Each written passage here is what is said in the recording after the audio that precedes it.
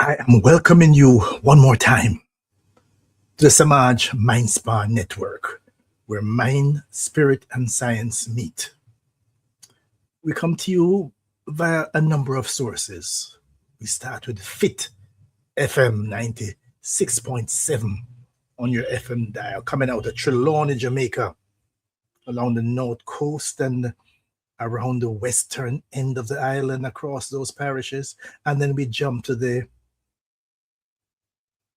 internet, www.fitfmja.com, where we talk to the universe. Wherever you are, that's how we get to you. Huh? And all is well. So how are you? We're happy that you're there. And the process continues. And, it's very critical that we do this work where, some people are take it up on their own, but this is a calling. I was sent to do this. I have no choice but to.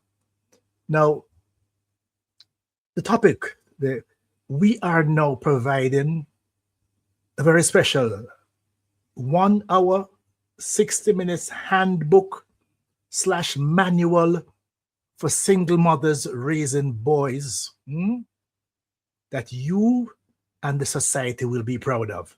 We spend a lot of times complaining and talking about what's not happening. No, I can't do that. I have a doctorate, I have a PhD in psychology.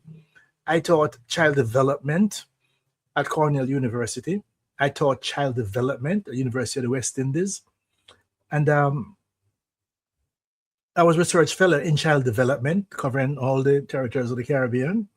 So I have a experience. I've done research over the years. I have written. In fact, I have a annotated bibliography of child development in the Caribbean, published in 1983. The first, documentation of all we know about child development. So maybe I could have said I waited too long to do this, but with what is happening, I think the timing is right. We need to do this now. I have heard the complaint, so yes. So this is your handbook / manual for single mothers raising boys that you and the society will be proud of. Again, I say this from two other perspectives. I was largely raised by a single mother. I lived with my mother. My parents were initially in a visiting relation. My father would visit. When I was 7, my father migrated. So then the rest of the journey, my mother was the primary person, even though I was in constant contact with my father. I've also raised, or should I say, took an active part in the development of my 6 children. Now, 2 of them are boys. They are now adults, and they are seeing their way clearly, and they're contributing to the society. So on all terms, I qualify, to give this information. So if you know somebody who is a single mother, who is raising boys, largely on her own, you just give her a shout and tell her to tune in, because that's why we're doing this today. Huh? Very special and necessary. All right. Now, we tackle one of the more important topics facing families, communities, and the future of our nation. Handbook for single mothers raising boys that you and society will be proud of, those boys. Across Jamaica and throughout the world, millions of women are raising boys largely on their own. Many are doing extraordinary work under difficult circumstances. But raising a boy into a responsible, productive, emotionally healthy man is one of the most challenging assignments any parent can undertake. So today is not about criticizing mothers. It's about supporting them, giving them a manual that they can turn to, draw on for some additional inspiration. Because when we help mothers raise boys well, we help our communities. We reduce crime. We improve education. We build stronger families. We create better men. So today we will walk through 4 stages. Now the 4 stages, we start with number 1, the preschool years. Number 2, the primary school years. Number 3, the secondary school years. And number 4, young adulthood. Fair enough? Because that's how we want, that chronology is very important. At each stage, we will answer one question. What does this boy need now in order to become a man we can be proud of? That's what I'm trying to do. All right. So let's start with segment 1. Preschool years, 0 to 5. These are the foundation years, folks. Now, they say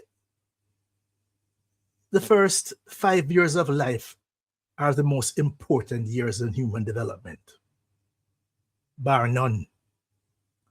The brain develops more rapidly during these years than at any other time. So what happens in this phase is absolutely critical. Many mothers believe that they're raising a child. Actually, what you're doing, you're building a future adult. That's what it's about. Not just raising a child.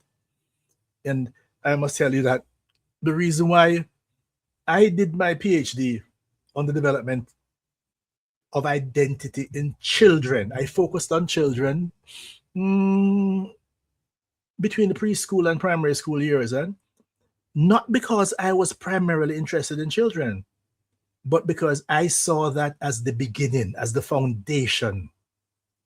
It begins there. So I focused on that. All right.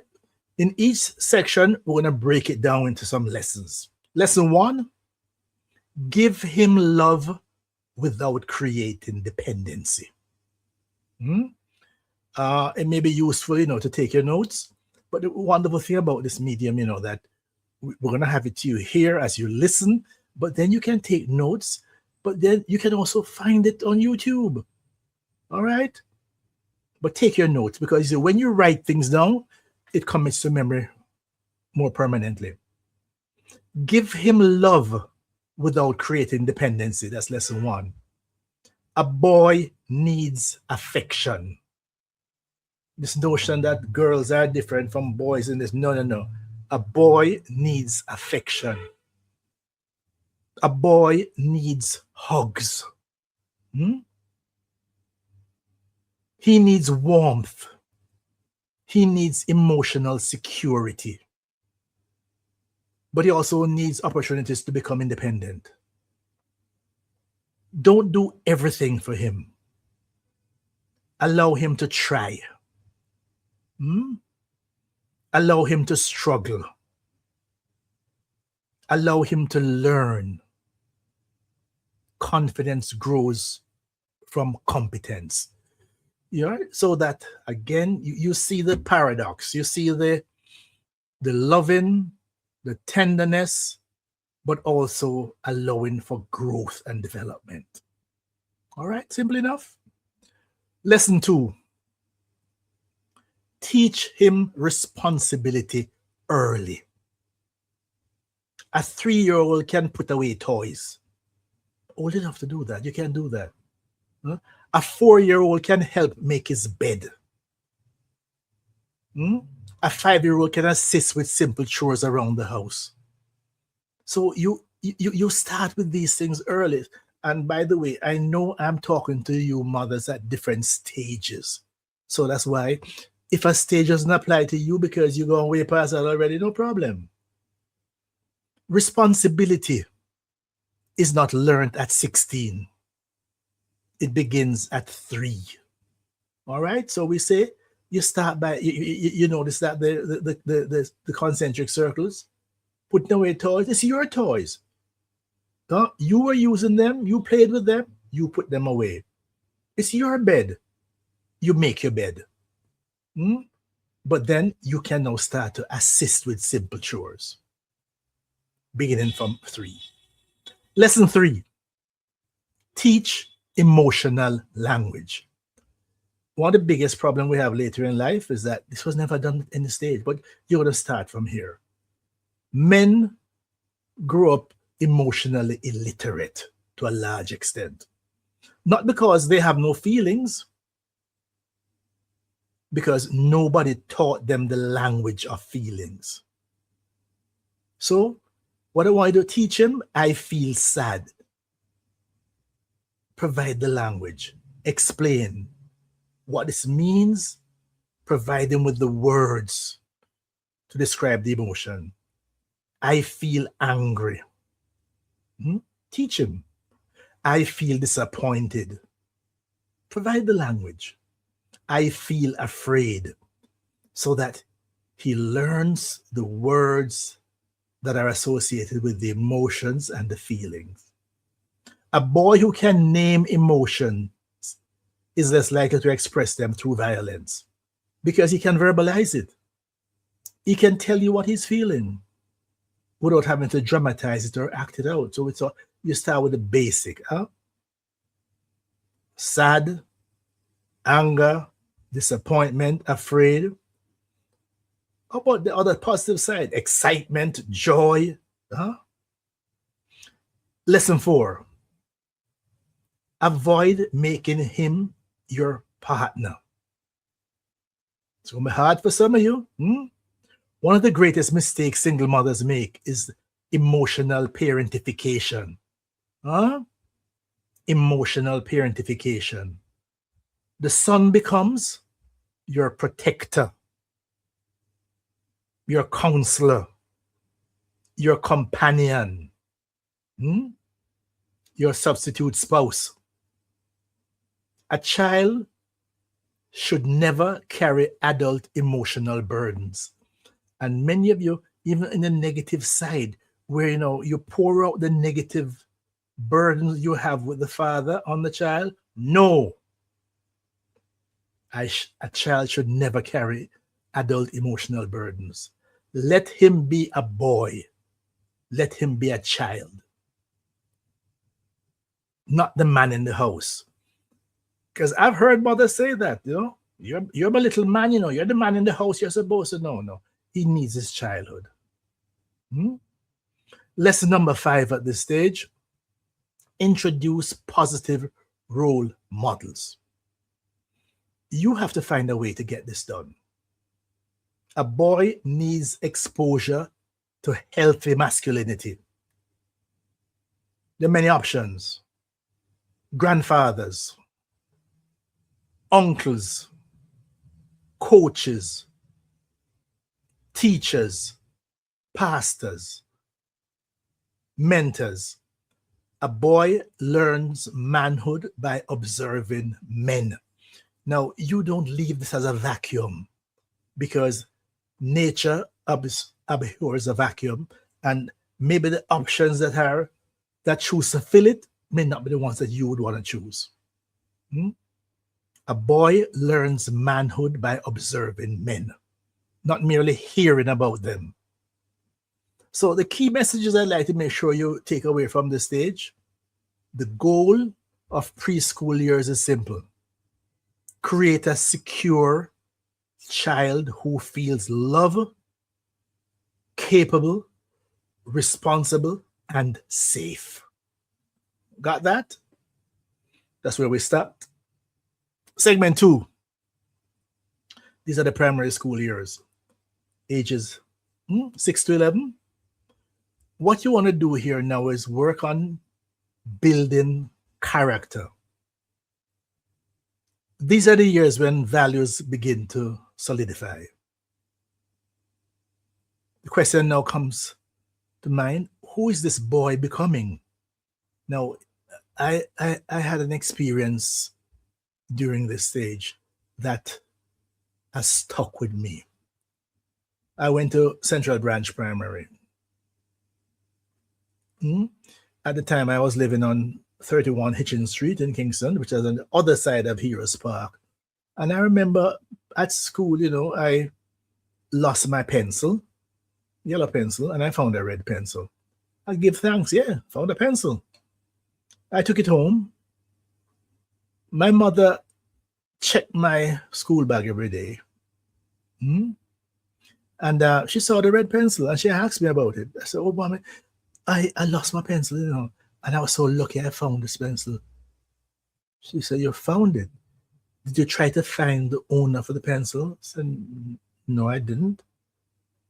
My mother, with her tiredness, because she used to work at a factory downtown, this is about 6 o'clock, she's home, about to make dinner. No, I'm not endorsing the methodology, but I understand what she did.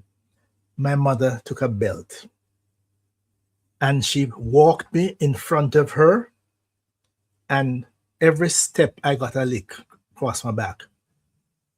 I'm not raising no teeth. I'm not raising no teeth. And I was asked to walk all the way back to school to put the pencil back where I found it. You understand that? That has stuck with me. I am not raising any teeth. Listen, folks, we have a situation now in Jamaica where at the beginning of the school year, as part of the orientation, parents are told that when your children bring their things to school, make sure it's properly labeled and you don't leave it on the ground anywhere. When you change for PE, you should make sure that you walk with your clothes. Don't leave your shoes unattended. Don't leave anything because somebody will take it. Then on the other side, I hear there are children who go home. Mama, I found a book at school.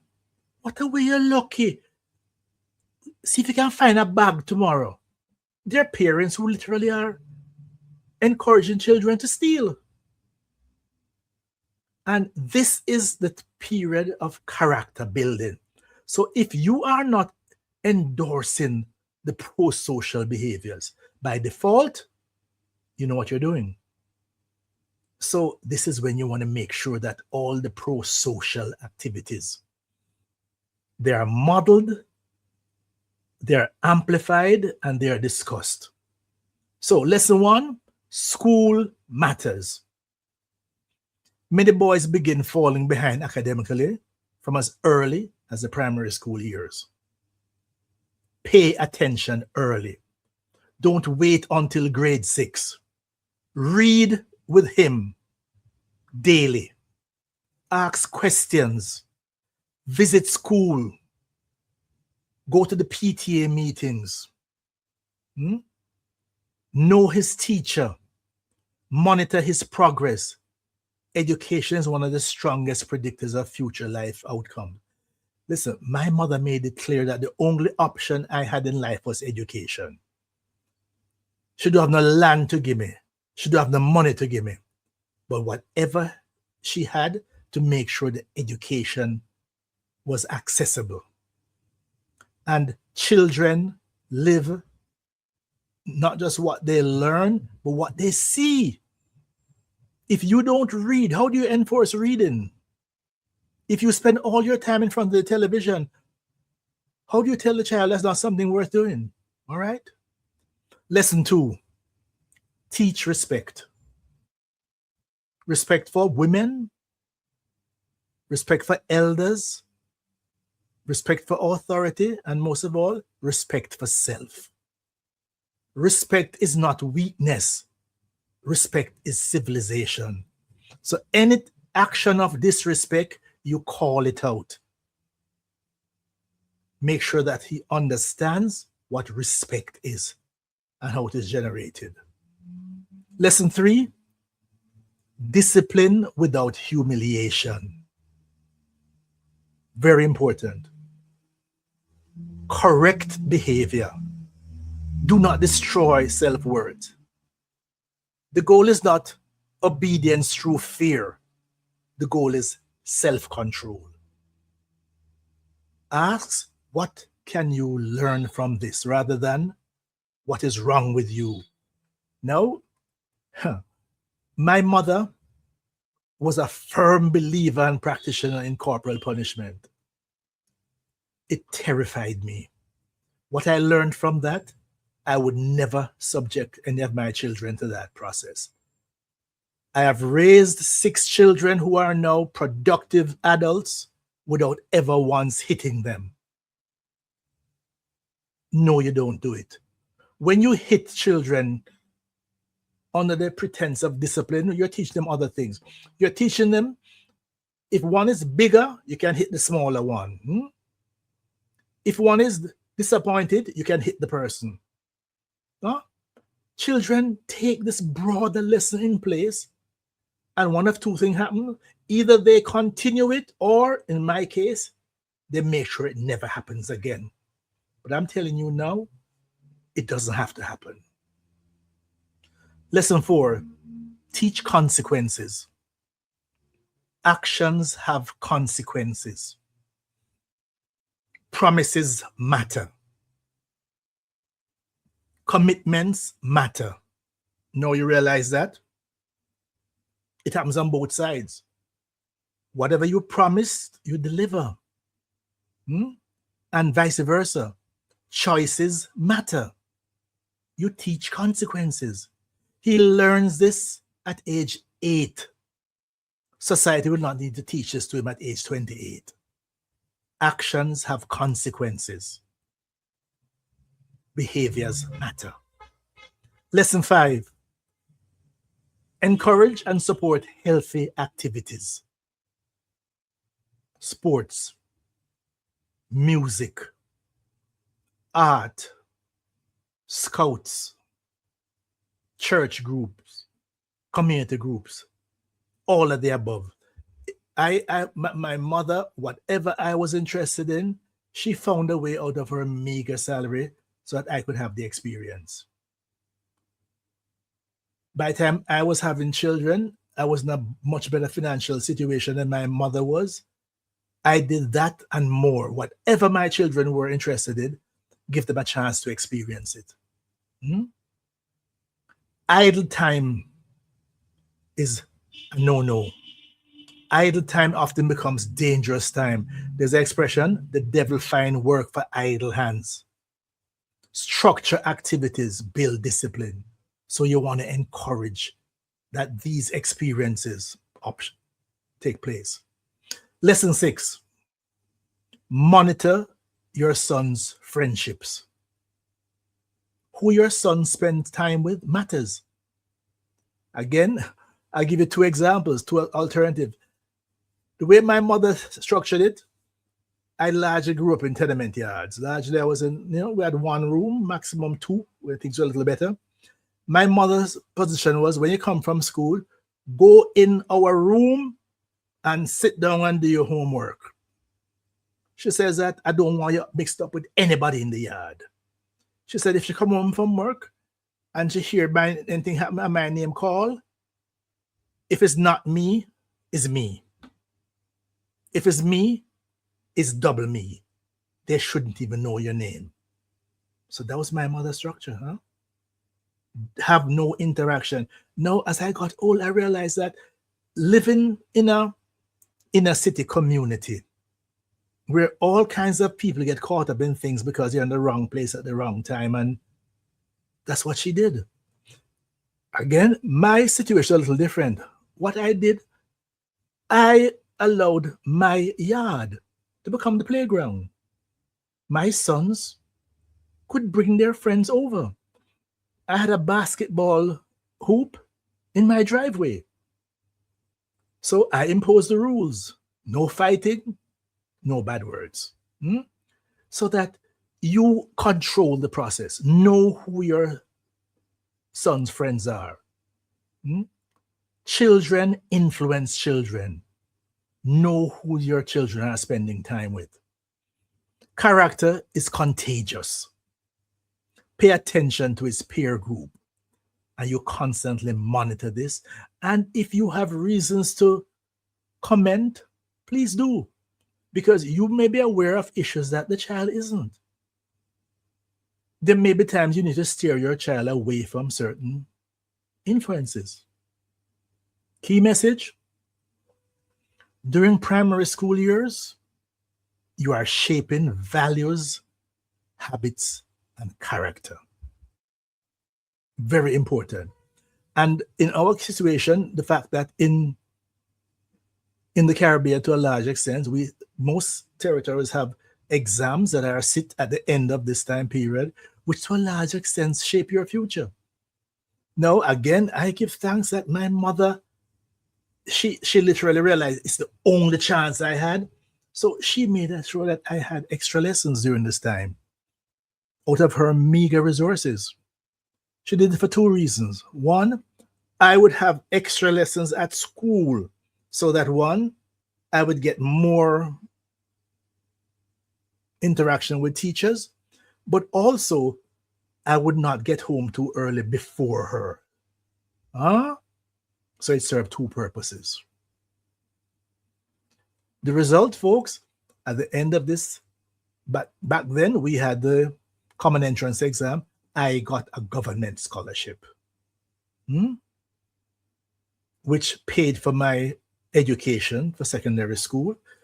It paid for books, uniform, lunch money, transportation. And if I was living far from where the school was, I would have gotten a boarding grant. So that's what set my agenda because of what was established during the primary years. Segment 3,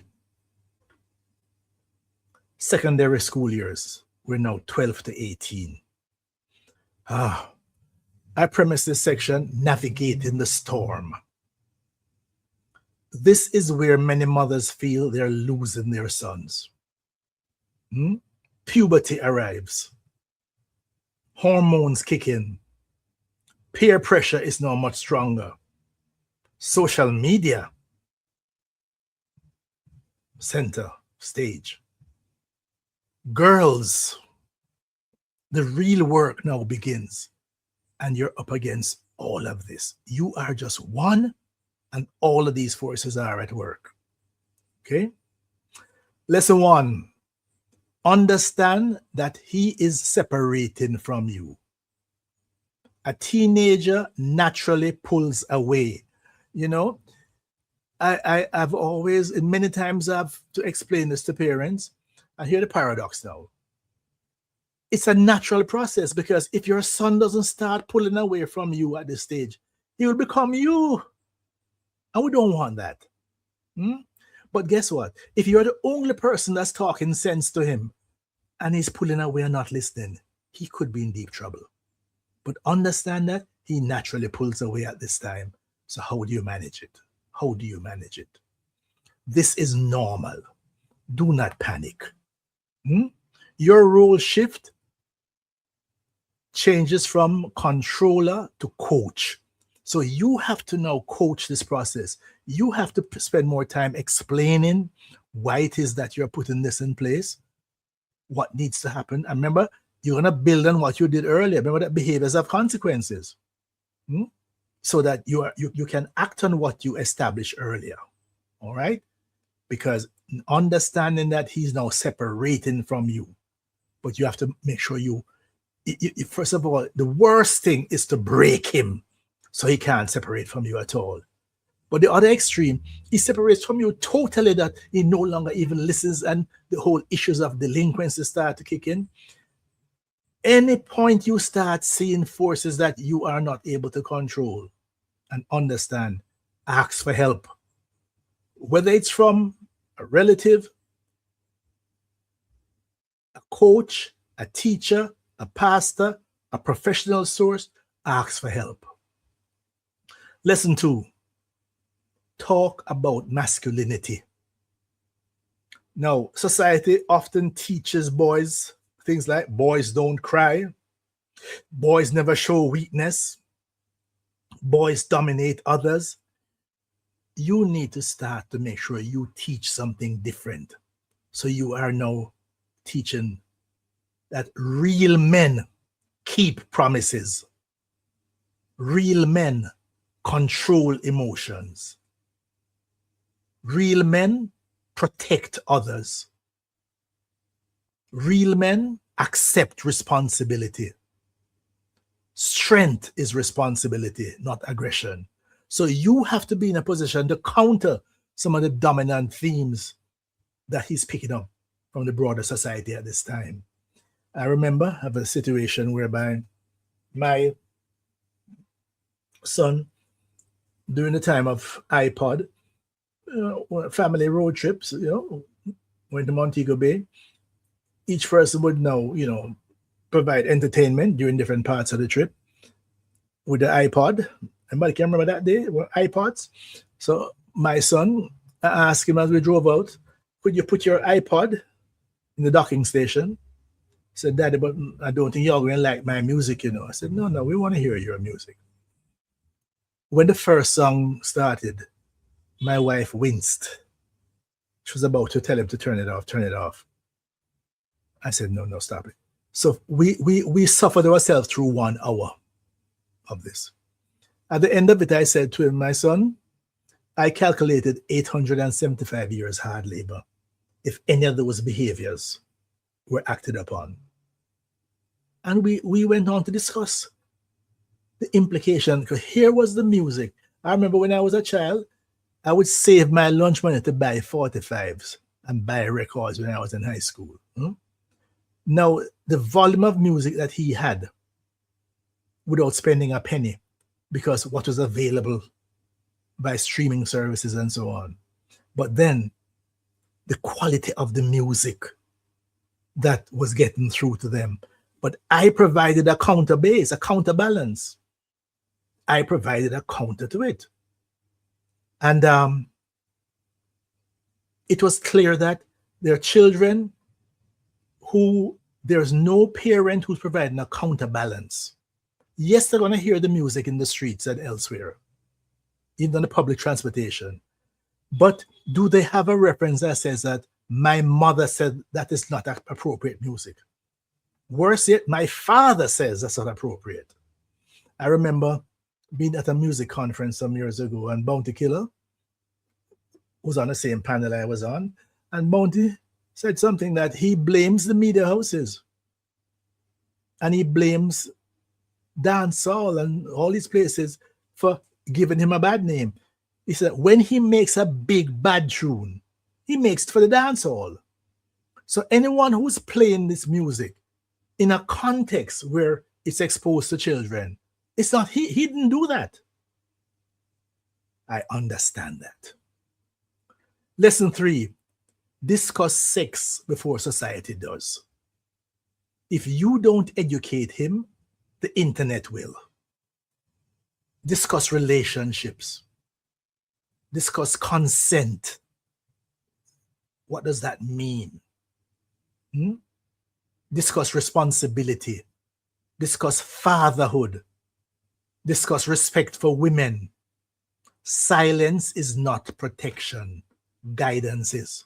So all of these uncomfortable topics, if you aren't comfortable with it, you get yourself educated on it. You can find a book, find a pamphlet, or get somebody to explain it to you. You have these difficult conversations. Silence is not protection.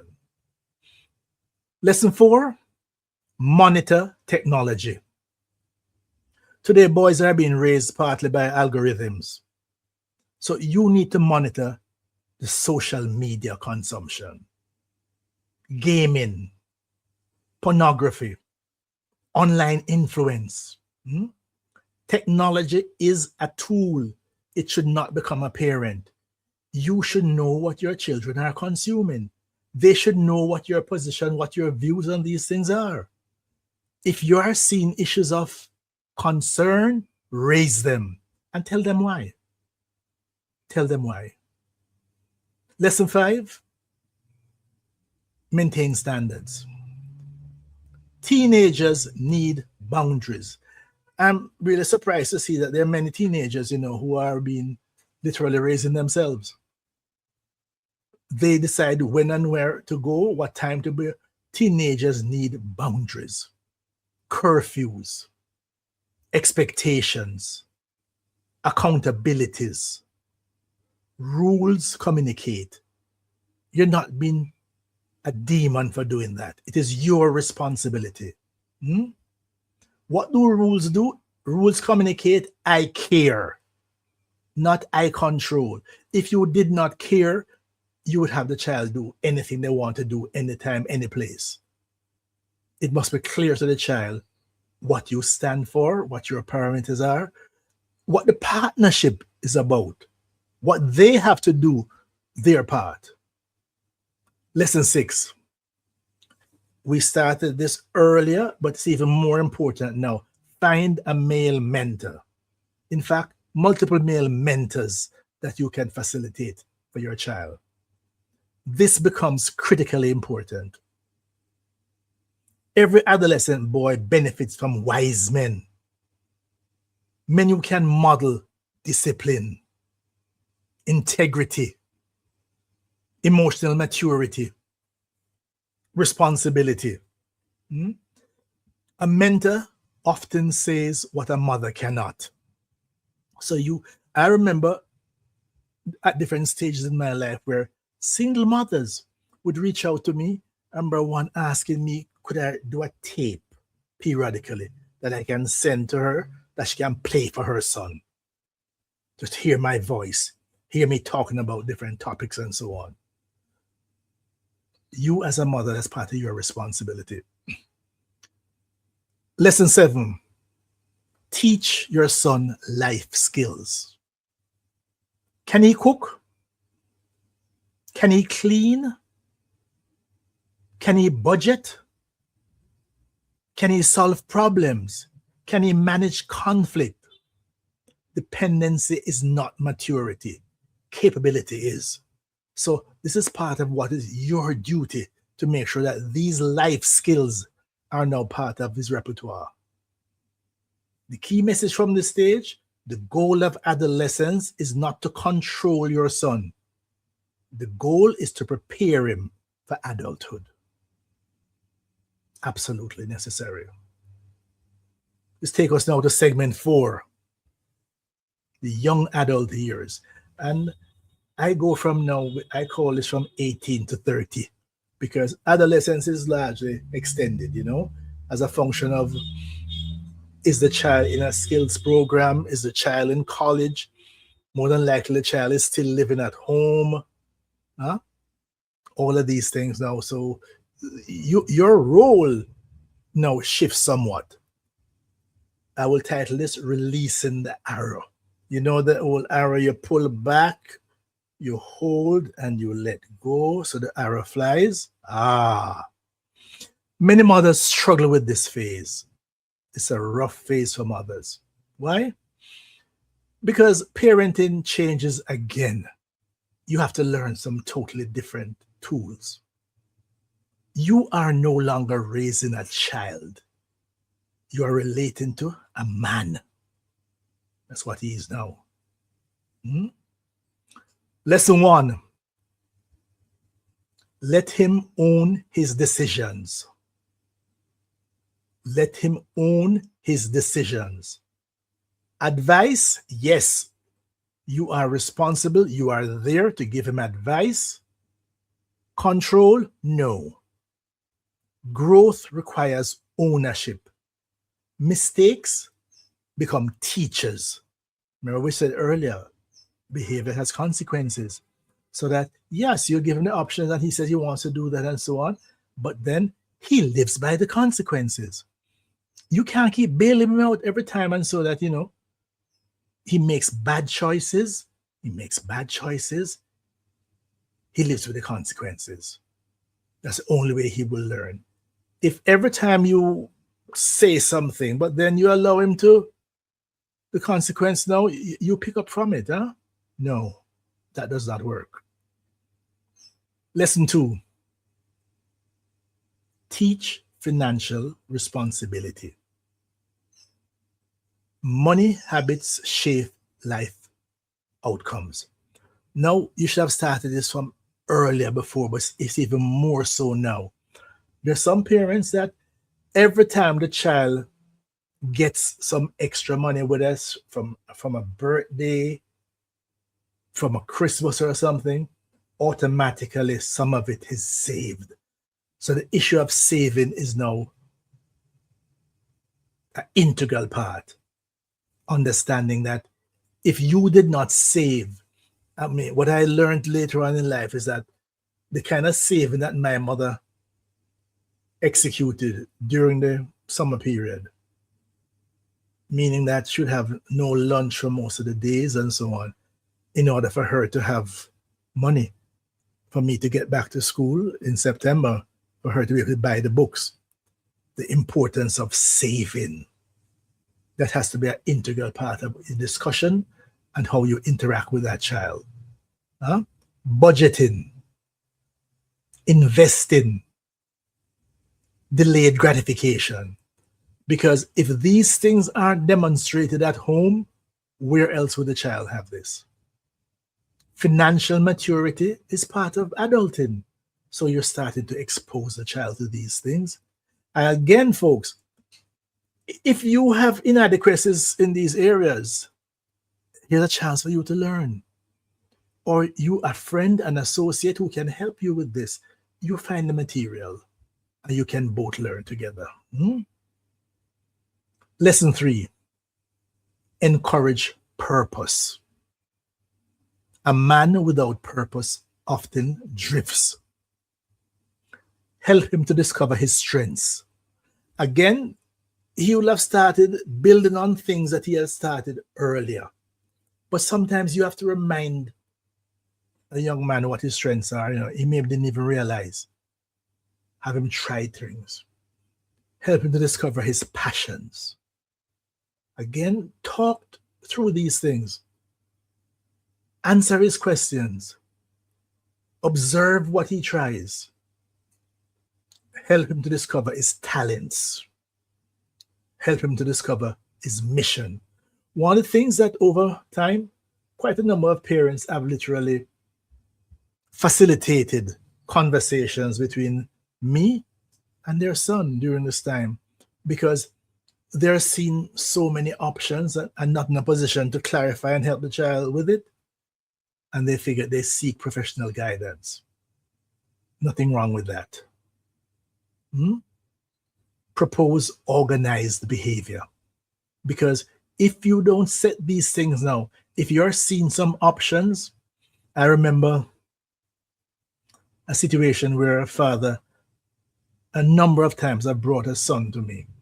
Around here was the son believing that he can make hit songs right in his bedroom, and that's all he wants to do, because he sees people with less talent than him. And on a number of occasions, what I've done, I have facilitated a conversation with a music producer, somebody who will listen to what the child has done and advise out of their own experiences. On one occasion was I ever privy to a situation whereby the producer said, this is hearing some genuine signs of talent here. And he proposed starting a process with working with this young person, But most times we were told, listen, boss, don't give up your schoolwork. Don't compromise your education. Lesson 4, respect his independence. Don't solve every problem for him. Don't rescue every mistake. Children have to learn behavior, have consequences. And I see this playing out in very different ways. At the lower end of the social spectrum, children in this young adult phase make mistakes, and because a parent is not able to bail them out, many end up in jail. What could have been a simple resolved situation ends up much more problematic. But at the other extreme, I've seen boys, especially boys from the upper strata, being involved in certain situations, but daddy turns up. Daddy make a phone call and it disappears, so that he doesn't learn the consequence of his behavior. Many times it gets worse. It gets worse. The thing is not to rescue every mistake. Provide support, provide encouragement, provide advice, but allow for growth. Sometimes he has to feel the consequences. I remember a situation whereby a gentleman called my office and asked me, could I facilitate a summer job for his teenage son? I told him that based on the kind of things that we don't really have the capacity for that kind of involvement. He says, no, it's very different. What he will do, he will pay the salary, but the son will not know. But he'd like the son to come to work like anybody else, because here, this father has his own company. But knowing that if his son came there, it would be a big problem, because he would just be at daddy's office and just having a grand time, and very hard for him to discipline him. But if he had to go out to work elsewhere, make sure he's on time. Make sure he does what he's supposed to do. But he wants him to get that experience, but he will pay the salary. Lesson 5. Now, it's time for you to make sure you're encouraging healthy relationships. Now, remember we started earlier by knowing your son's friends, understanding, and by virtue of knowing the friends, you also know their parents. So you're always be in a position to make comments. You want to teach him communication. Because we're talking about healthy relationships. Teach him commitment. Teach him emotional intelligence. Teach him respect. One day, another woman may trust him with her heart. So you have to start preparing him well. Now, these things don't happen by accident. And we can't just leave it to algorithms. We can't leave it to social media. We can't leave it to dancehall music. You as parent are only one variable, but you're a powerful variable. Remember we talked about earlier the mentors, the male models that you will have facilitated. Sometimes you have to draw on this in order for you to be able to get the message across. One day, another woman may trust him with her heart. So you have to start by preparing him well. Necessary. Lesson 6. Continue being his safe place. A mother never stops being a mother, but the relationship changes. Less instruction, more conversation. And the fact, what you would have established earlier will be paying dividends now. If you were willing to listen earlier, even more willing to share with you. So now, less instruction, more conversation. Less control, more wisdom. Key message: a successful mother raises a son who can eventually stand without her. Now, again, easier said than done. There's some mothers, who, because they have tried so hard and they know how rough things are out there. I remember a situation when I was in stage 4, because I was in college, and I always had differences of opinion with my mother. Very big differences on issues and so on. And my mother would get very angry. Remember, I established this earlier. She was one who believed in corporal punishment and so on. And I remember as the discussion got more heated and our position became more diverse, I said to my mother, Mama, I blame you for this problem we're having here. Because she didn't blame me. It's not my fault. It's your fault. You think so crazy. I said, Mama, listen, If you only wanted me to think the way you think, you shouldn't have made that big mistake you did. What mistake? You sent me to school. If you hadn't sent me to school, I would not have developed a mind of my own. It's a good thing I ducked. A right hook came across my head.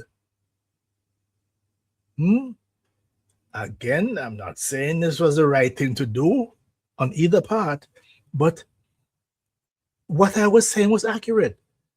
Because, and here's where some mothers have to start to learn that you're raising a child who can stand without you. And your child will have a difference of opinion. One thing I've always said to even my own children, when they have a difference of opinion, remember the golden rule: who got the goal make the rule.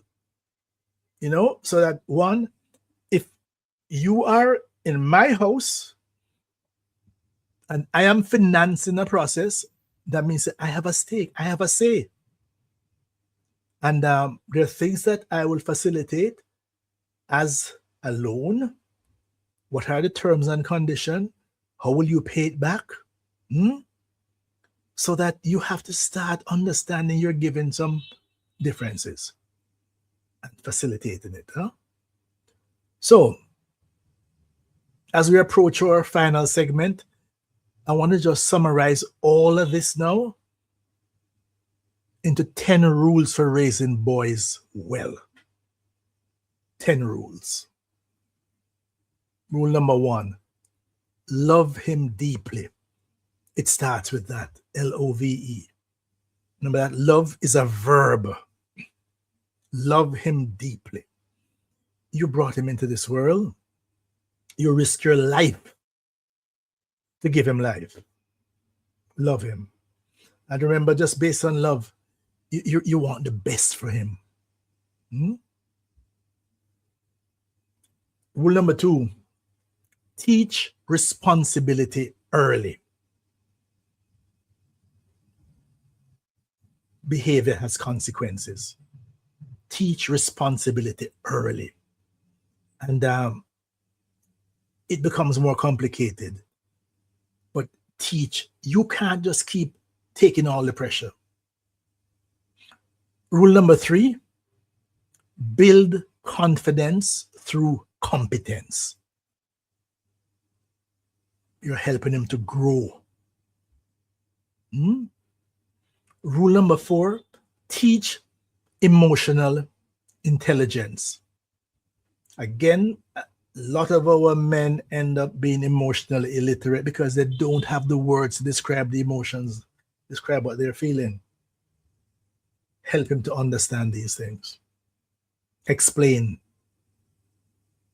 Rule number 5, prioritize education, irrespective of what level yours was.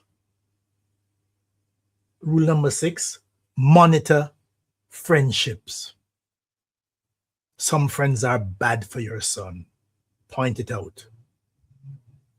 Rule number 7, establish boundaries. Rule number 8, provide positive role models. You're going to start that early and you're going to encourage and facilitate that. Rule number 9, teach life skills. Number 10, prepare him for independence. A boy does not become a good man by accident. He becomes a good man because someone intentionally helped to shape him. To every single mother listening, you may not always feel appreciated. You may not always feel supported. You may sometimes feel exhausted.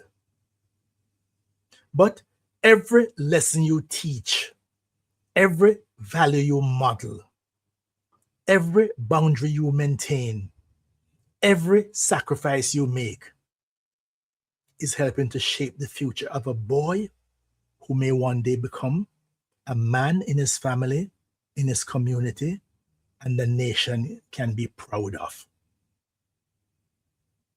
And remember, the goal is not to raise a son who needs you forever. The goal is to raise a son who carries your values long after he no longer needs your supervision. I'm Dr. Leahcim Sema for the Semaj MindSpa, reminding you the future of a nation is often sitting at a kitchen table,